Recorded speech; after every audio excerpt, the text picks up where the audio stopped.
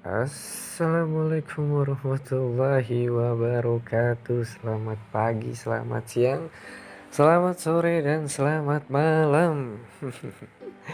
Kali ini gue bikin podcast tapi suaranya aja. Namanya podcast kan ya. Podcast. Hmm, ya gini, gue mau ngobrol-ngobrol santuy dengan konten podcast gue ngobrol santuy. Dengan gue Muhammad Afriana Syahbandar. Semuanya sehat kah? Apa ada yang sakit, ada yang gimana? Kalau yang sakit cepat sembuh, yang sehat selalu disehatkan. Widih gila. Seru juga nih gue bikin-bikin kayak gini. Ngomong-ngomong ngobrol gitu kan. Jadi gue kali ini mau ngotoy aja ngobrol santuy dikarenakan gue belum ada lawan bicaranya. Jadi gue di sini ngobrol ngebacot sendiri aja. Ini kan lagi banyak banget nih kasus-kasus yang viral gitu, banyak banget. Tapi kali ini gue bakal ngomongin kasusnya Pak Novel Baswedan. Sini banyak banget, udah ada meme-nya, udah ada meme atau apa, meme ya? Meme atau meme lah, terserah mau ngomong gimana. Itu udah banyak banget yang kasus yang gak sengaja katanya nyiram air keras. Dan gue udah baca-baca banyak berita juga tentang kasus ini. Dan ada gue simpulin di sini, ada di feed Instagram punya orang itu. Gue lihat alasan jaksa memberikan tuntutan ringan kepada dua pelaku ini adalah yang pertama itu kedua terdakwa tidak sengaja menyiramkan air keras ke bagian wajah Novel Baswedan. Alright, tidak sengaja. Yang kedua, kedua pelaku terdakwa mengakui perbuatannya. Ya. Ketiga, kedua terdakwa sudah meminta maaf kepada Novel Baswedan dan keluarga. Oke, kalau misalnya secara logika, gue nggak ngerti hukum. Gue sama sekali nggak ngerti hukum. Kalau misalnya secara logika aja ya, yang gue baca-baca itu kedua pelaku ini subuh-subuh ngapain bawa air keras? Kalau logika ya, subuh-subuh ngapain bawa air keras? Oke, itu yang pertama menurut gue kalau logika. Kalau misalnya nggak sengaja ya.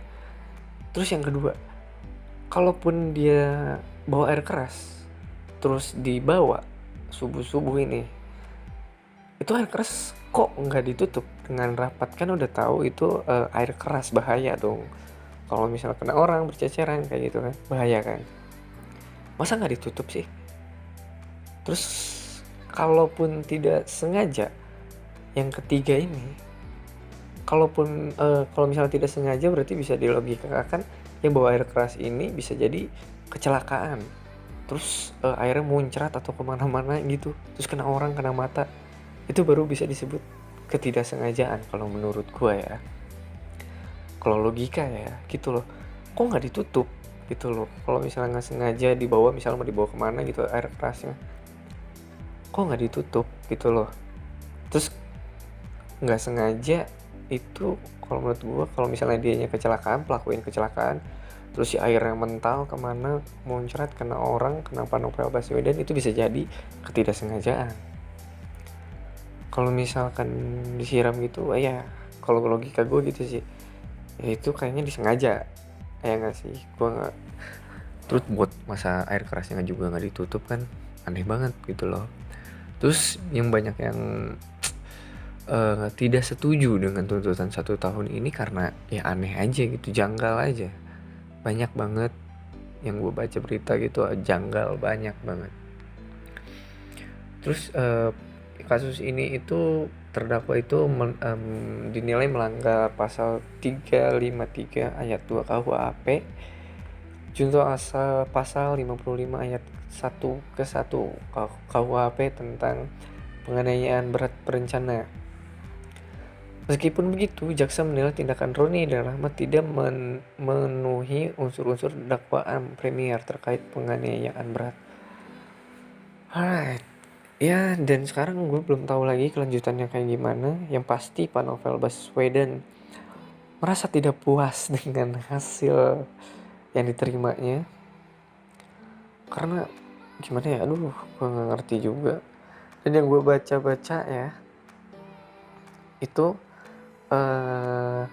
kenapa dia tidak bisa apa ya, yang gue baca-baca tuh ini loh, karena mereka tuh katanya mau memberi pelajaran kepada novel, karena katanya seperti kacang lupa kulitnya, karena novel ditugaskan di KPK padahal dibesarkan di institusi Polri, so hebat, terkenal, dan kebal hukum, sehingga menimbulkan nilai terdakwa untuk memberikan pembelajaran kepada novel dengan cara membuatnya terluka. Widih, masih pembelajarannya kayak gitu ya Pak ya, keren dah. Ya, gue udah ya segitu aja lah yang gue tahu, gue kasih informasi di sini. Dan gue juga baca-baca berita di media segala macam.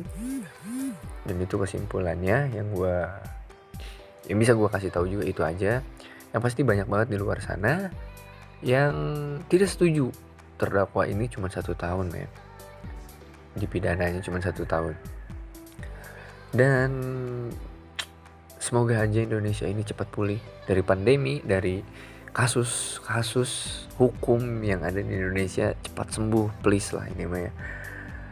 Orang-orang di dalamnya semoga cepat sadar dan cepat sembuh aja untuk negeriku tercinta ini. Oke, itu aja.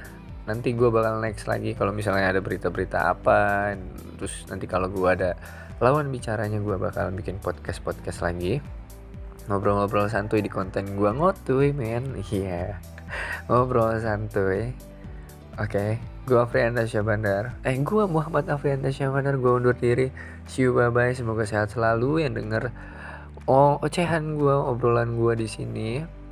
Sehat selalu, dipermudah segala urusannya dan dilancarkan segala urusannya. Oke, itu aja lah ya. See you, bye-bye. Assalamualaikum warahmatullahi wabarakatuh.